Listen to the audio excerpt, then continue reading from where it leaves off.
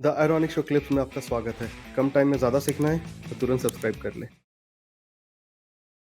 जो काल भैरव जी का जो रूप है, वो शिव जी का ही एक रूप है, उनका रौद्र रूप है।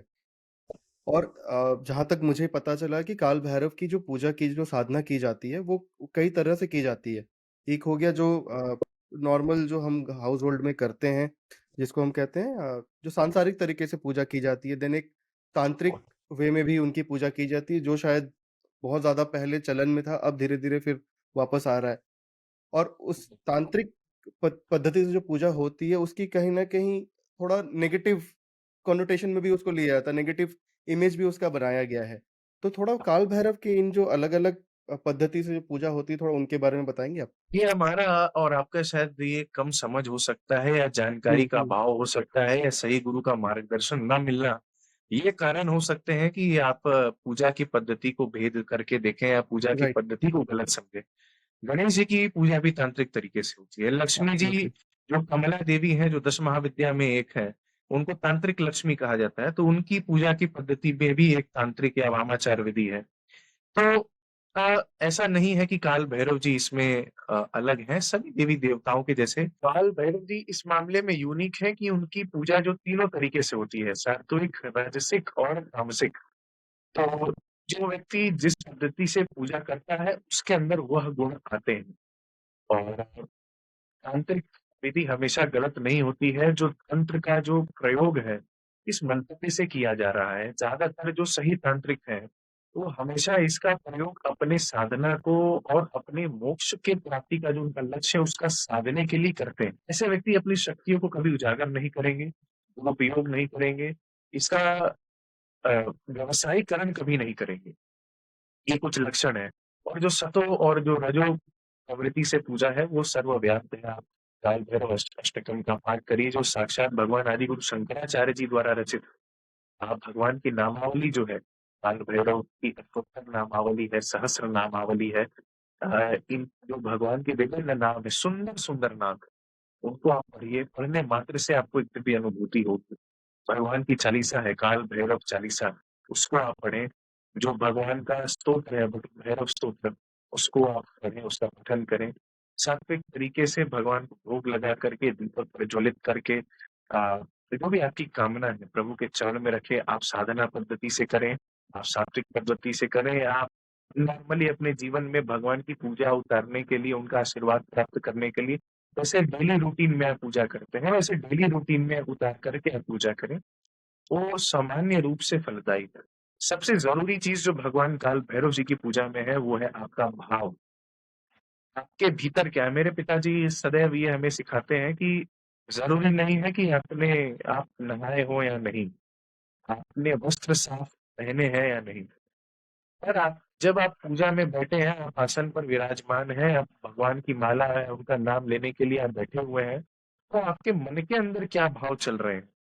सबसे अधिक महत्वपूर्ण वो है और भगवान उसको भी देख करके प्रसन्न या क्रोधित या जो भी फल-पद उनको करना है, आपको भक्ति में जितना आगे बढ़ाना है, तो उसके ऊपर ही करते हैं। निष्काम भक्ति कर रहे हैं या फिर आप संकल्प के साथ या मनोकामना के लिए भक्ति कर रहे हैं, जो भी करें, आपके अंदर आपका हृदय साफ होना चाहिए।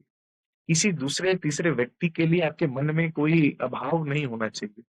यदि आप किसी दूसरे व्यक्ति के लिए मन में अभाव रखें, यदि आप चाह रहे हैं कि इनका पूजा करके मेरा भला हो जाए, इसका बुरा हो जाए, तो एक तरीके से ज़हर अपने अंदर आप पाल रहे हैं। तो जो ये ज़हर आप अपने अंदर पाल रहे हैं, तो ये आपको ही खाएगा, ये दूसरे को तो खाएगा नहीं क्योंकि आपके अंदर वो चीज़ व्याप्त है। तो सही तरीका, सही जो दृष्टि है, वो भगवान की ये है। मैं सबको एनकरेज करूँगा कि जीवन में एक बार काल भैरव जी का दर्शन काशी में करें। यदि आपका भाग्य होगा, भगवान ने लिखा होगा, तो ज़रूर आपको आने का अवसर मिलेगा। आप आएँ तो यहाँ पर दर्शन करें। वो दर्शन मात्र से अपना जो आप अपना इंडिविजुअल कनेक्शन बनाएँगे। एक तो मैं आप मेरी बातें अभी सुन रहे हैं, तमाम लोग जो सोशल मीडिया के माध्यम से भगवान के बारे में आपको बताएँगे, आप उनकी बातें सुनेंगे। जब आप स्वयं आकर के साक्षात्कार करेंगे, दर्शन करेंगे, भगवान से नेत्र अपने मिलाएँगे, उनको प्रणाम करेंगे, उस स्वरूप को देखेंगे, मंदिर की जो ज्योति है, मंदिर की जो ऊर्जा है, उसको अनुभव करेंगे, तो आपका एक अपना इंडिविजुअल कनेक्शन होगा। वो जो कनेक्शन होगा, वो ज़बरदस्त तरीके से सस्टेनेबल होगा। कही जाती है ना कि सिखाई हुई बुद्धि थोड़ी देर तक ही रहती है। हुँ, यदि आप स्वयं आकर के वो अनुभव करके जाएँगे, वो जो अनुभव आपके अंदर, आपके भीतर बैठेगा, वो आपको आपके साधना मार्ग में, आपके भक्ति मार्ग में कितना बढ़ना है, कितना नहीं बढ़ना है, कहाँ तक जाना है, क्या चीज़ें हैं, सब आपके माइंड में वो क्लियर कर देगा। और जो भाव आप वहाँ से लेकर के जाएँगे, उसी भाव से सदैव आप भगवान की भक्ति और श्रद्धा से पूजा दर्शन करेंगे। क्या काल भैरव जी की पूजा घर पे घर के एनवायरनमेंट में भी की जा सकती है जो इनिशियल जैसे नाम नाम जप जिसको कहते हैं, तो क्या वो जी, घर पे भी की जा सकती है? निश्चित रूप से करी जाए। करना चाहिए काल भैरव जी की पूजा। आप मूर्ति यदि रख रहे हैं तो मूर्ति एक छोटे साइज़ की हो, एक साइज़ से ज़्यादा बड़ी ना, जो कि काल भैरव जी के लिए नहीं, किसी भी देवी-देवता के लिए हम समझते हैं, कारण से कि आपके पूजा रूम में वो सुविधाएँ नहीं हैं कि आप जब प्राण प्रतिष्ठा की हुई मूर्ति हो तो उसका जो लालन-पालन, ध्यान है, जैसे प्रतिदिन स्नान, अभिषेक, पूजा, भोग, आरती, फिर मंदिर में तो पुजारी इसके लिए नियुक्त होते हैं, वो अपनी ज़िम्मेदारियाँ को पूरा करते हैं। घर में ये चीज़ें उतनी संभव, स्पेशली गृहस्थ आश्रम में जब आपके बच्चे भी हैं, आपके माता-पिता हैं, आपका अपना कार्य है, आपको गृहस्थी भी देखनी है, उतनी चीज़ें ये संभव हो नहीं पाती हैं प्रैक्टिकली स्पीकिंग। तो इसलिए आपको कहा जाता है कि आप या तो फ़ोटो फ्रेम फ़ोटो रखें, फ़ोटो बेस्ट है, फ़ोटो रखना चाहिए। आप मेरे ऑफ़िस में देखेंगे तो इस साइड में ये भगवान की फ़ोटो हमने विराजमान करी हुई है श्रृंगार रूप में। एक बार भगवान का प्रेरणा से मैंने वर्तमान रूप में भगवान का, ऐसा मैं कहूँ कि मैंने करवाया तो नहीं वो सही होगा। भगवान ने ये सेवा ली कि हम लोग उनको कोतवाल रूप में श्रृंगार कर पाएँ, तो उस रूप में मैंने विराजमान किया है। मेरा भाव वो उनके प्रति है। मेरे मन में जो भाव है वो अलग उनके प्रति है, मैं उनको जैसे देखता हूँ जैसे तो सबसे बेहतर है आप अपना एक इंडिविजुअल कनेक्शन उनसे बनाएँ।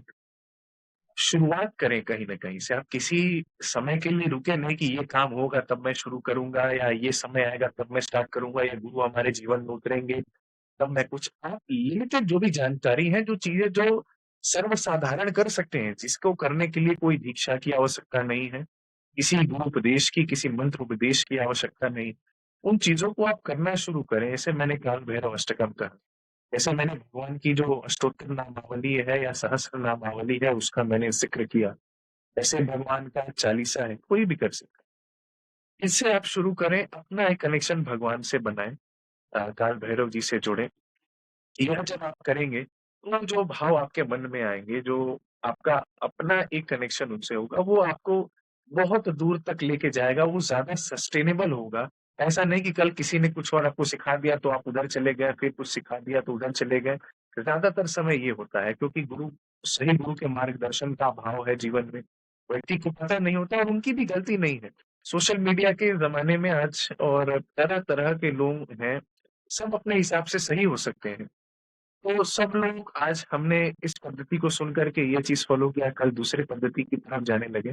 ऐसा भाव ना रख करके जब स्वयं हम कोई चीज़ ट्राई, टेस्ट और एक्सपेरिमेंट कर लेते हैं, तो जो हमारे बिलीफ सिस्टम बनती है, उसको जल्दी कोई शेक या हिला नहीं सकता। अगर आपको ये क्लिप अच्छा लगा, तो इस चैनल के बाकी क्लिप्स को भी ज़रूर देखें और सीखते रहें।